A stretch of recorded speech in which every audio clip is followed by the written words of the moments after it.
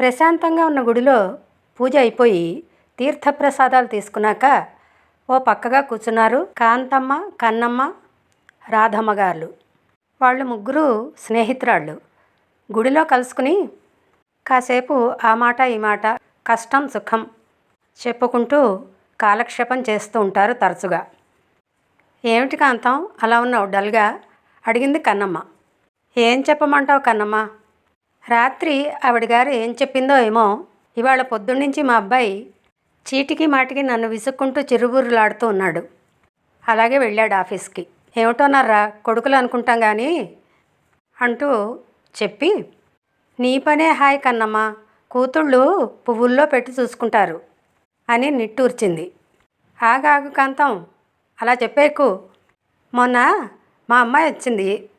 ఎటో బయటికి వెళ్ళాలని తయారవుతోంది. 2 అయినా బయటికి రాలేదు. నేను ఆయన అన్నం తినేశాం.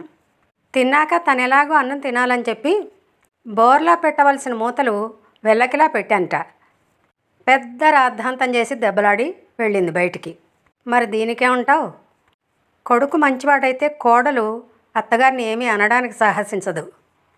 కానీ కూతుళ్ళు అలా కాదు సుమి. తేడా వచ్చిందంటే అమ్మ అనేది కూడా చూడరు వాళ్ళు. ఏదేమైనా పిల్లలు లేని రాధమ్మ పనే హాయి అని తేల్చారు ఇద్దరూ కలిసి.